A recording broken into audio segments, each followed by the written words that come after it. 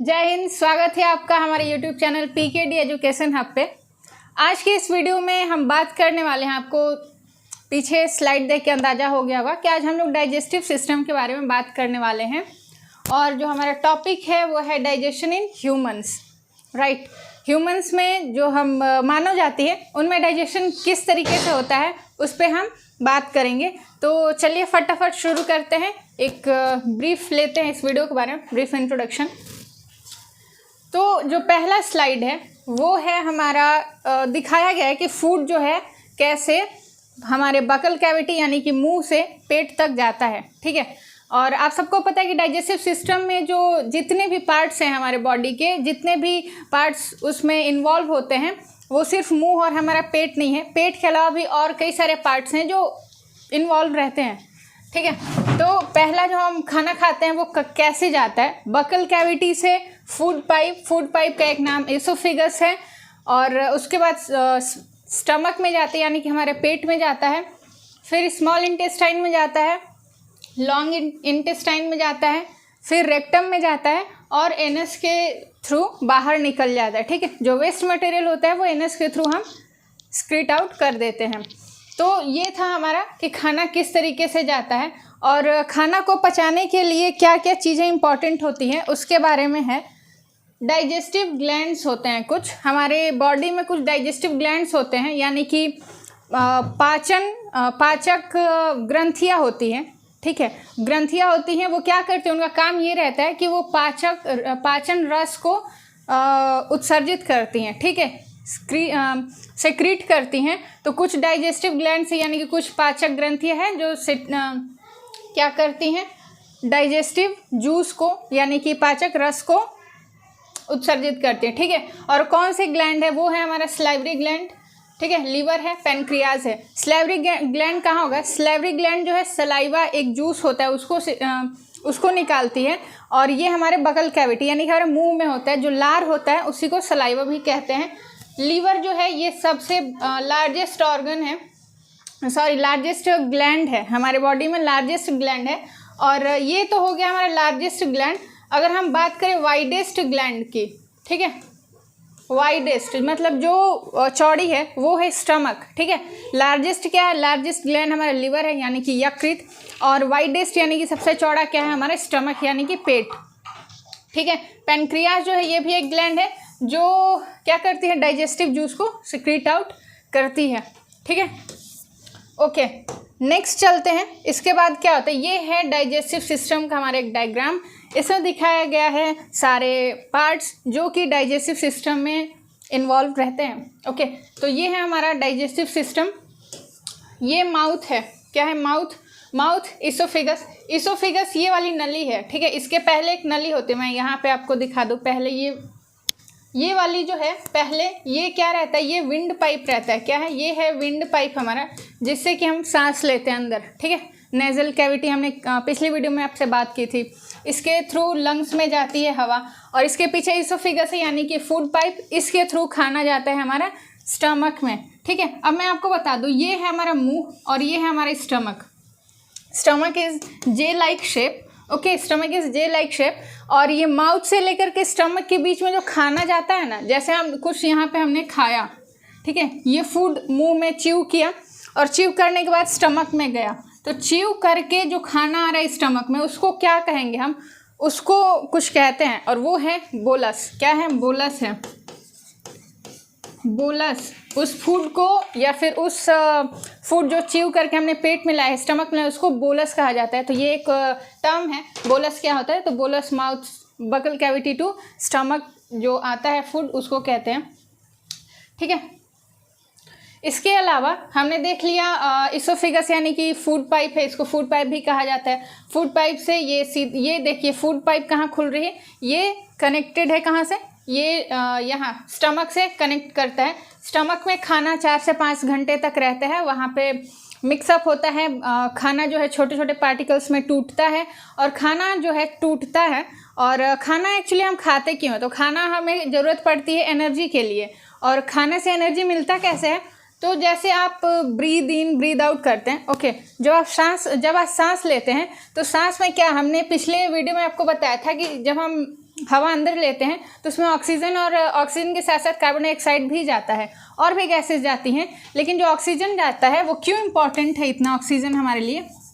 ये जाएगा तो हमारा जो फूड है, फूड का ब्रेकडाउन होता है, ठीक है, फूड का ब्रेकडाउन होता है और फूड का जो ब्रेकडाउन होगा ग्लूकोज में, तो ब्रेकडाउन होने पे जो एनर्जी मिलती है उससे हम काम कर सकते हैं, इसलिए हमें ऑक्सीजन की ज़रूरत पड़ती है, ठीक है। तो ये था हमारा। इसके बाद स्टमक में हो गया, 4 से 5 घंटे तक खाना पचा। फिर ये दिख रहा है यहाँ पे एक लीवर, ठीक है, ये ब्राउनिश कलर का लीवर होता है, जस्ट इसके अपर साइड में, राइट साइड में होता है। और ये लीवर का क्या काम है? लीवर एक जूस सिक्रेट करता है, उस जूस का नाम है बाइल। क्या है? बाइल, ठीक है। अभी हमने बोलस आपको बताया, बोलस मुंह से पेट तक जो खाना जाता है उसको कहते हैं। बाइल क्या है? बाइल एक जूस है, ये एक डाइजेस्टिव जूस है आप कह सकते हैं, जो कि लीवर सिक्रेट करता है। और ये बाइल, देखिए यहाँ से एक क्वेश्चन आता है कि बाइल जो है, बाइल का स्टोरेज कहाँ होता है, ठीक है, बाइल को स्टोर कौन करता है? तो बाइल को स्टोर करने के लिए एक ग्लैंड होता है जिसका नाम है गॉल ब्लैडर। क्या है? Gall bladder. और यहाँ पे रहता है गॉल ब्लैडर, ठीक है। गॉल ब्लैडर में बाइल जूस जो है स्टोर होता है। और बाइल का काम क्या है? बाइल का काम है कि ये फैट को जो है ब्रेक डाउन करता है, ठीक है। जैसे हम मुंह में हमने देखा सलाइवरी ग्लैंड है, और सलाइवरी ग्लैंड कौन सा जूस सेक्रेट कर रही है? सलाइवा की। तो सलाइवा का काम क्या है? ये स्टार्च जो होता है ना, स्टार्च जैसे रोटी में, रोटी हम खाते हैं तो आटे में चोकर होता है, वो चोकर में स्टार्च होता है। आलू है, आलू में भी स्टार्च होता है, चावल में भी स्टार्च होता है, ओके। तो ये जो स्टार्च है, और स्टार्च का पाचन सलाइवा से होता है हमारे मुंह में। वैसे ही बाइल जो है, बाइल किसको डाइजेस्ट करता है? तो बाइल डाइजेस्ट फैट, ठीक है, फैट को डाइजेस्ट करता है बाइल, ओके। और बाइल का स्टोरेज कहाँ होता है? बाइल का स्टोरेज गॉल ब्लैडर में होता है। यहाँ तक बात क्लियर है। इसके बाद खाना कहाँ जाता है? और स्टमक के बाद खाना कहाँ जाएगा? स्टमक के बाद पेनक्रियाज, पेनक्रियाज से होते हुए स्मॉल इंटेस्टाइन में। एक्चुअली एक इंटरेस्टिंग बात है, स्मॉल इंटेस्टाइन स्मॉल इसलिए नहीं कही जाती क्योंकि वो उसकी लेंथ स्मॉल है, बट इसलिए कही जाती क्योंकि वो पतली है, ठीक है। ये इसकी लंबाई पता है आपको? अराउंड 7 मीटर है, ठीक है। अकॉर्डिंग टू एनसीईआरटी इसकी लेंथ 7 मीटर है, फिर भी ये स्मॉल कही जा रही है। और अगर हम लार्ज इंटेस्टाइन की बात करें तो इसकी लेंथ पता है कितनी है? 1.5 समथिंग मीटर है, ओके, 1.5 समथिंग मीटर है। और अकॉर्डिंग टू एनसीईआरटी ये भी डेटा है। तो ये इतनी छोटी है फिर भी इसको लार्ज कहा जाता है क्योंकि ये मोटी है, ठीक है।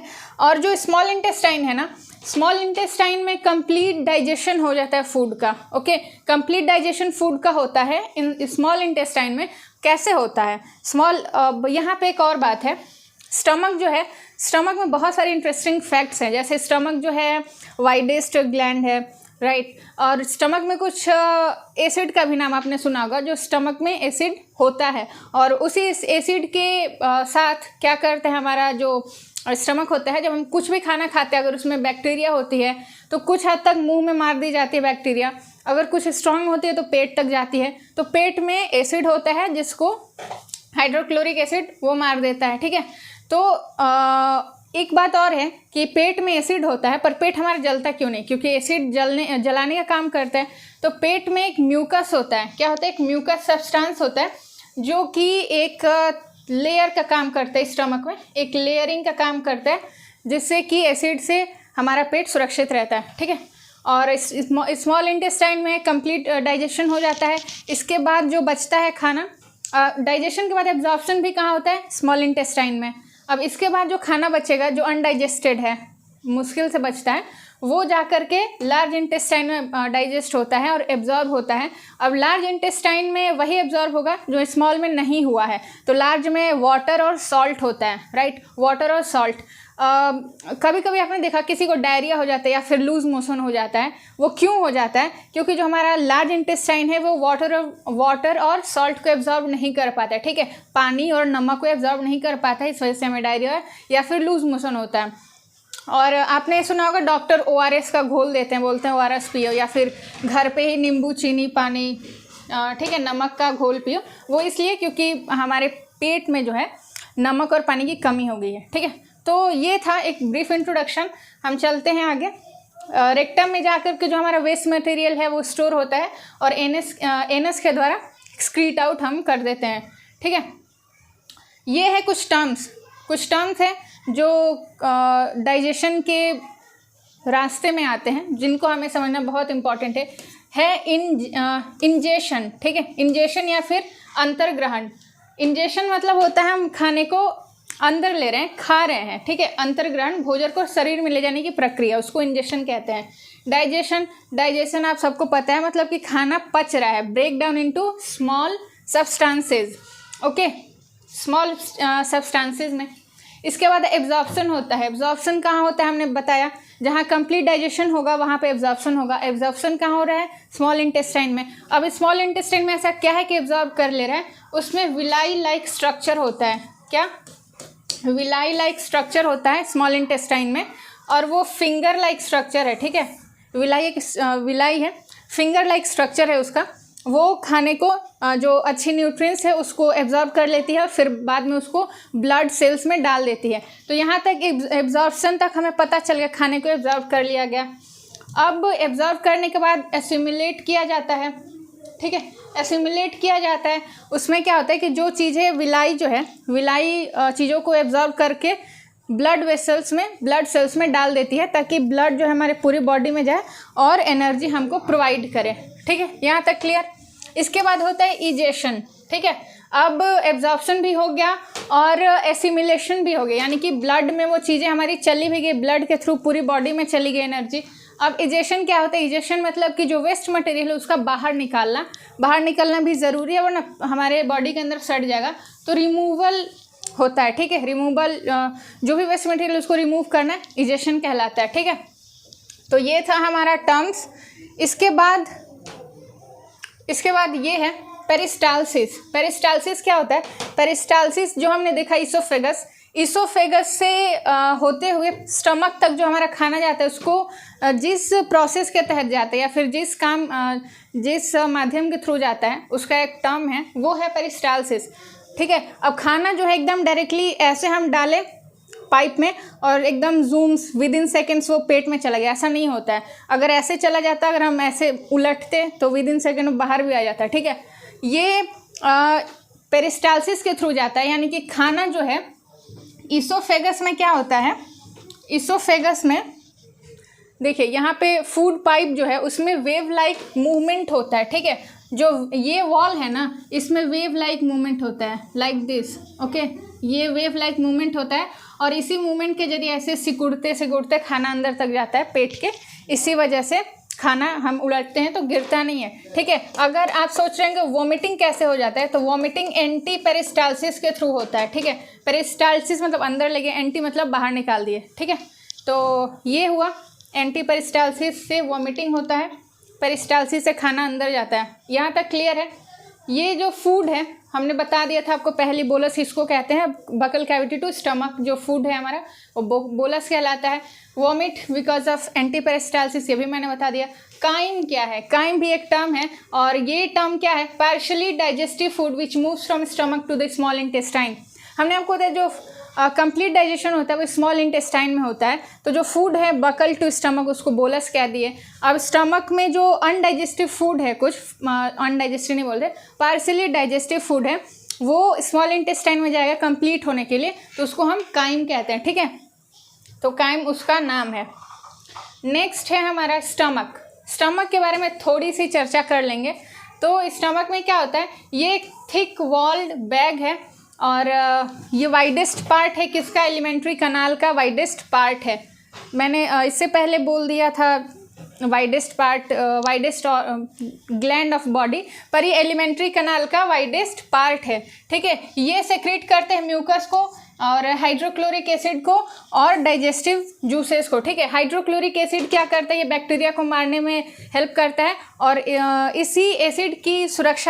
इसी एसिड से कौन सुरक्षा करता है पेट की, तो म्यूकस करता है। ठीक है, म्यूकस हमारे पेट को सुरक्षा करता है।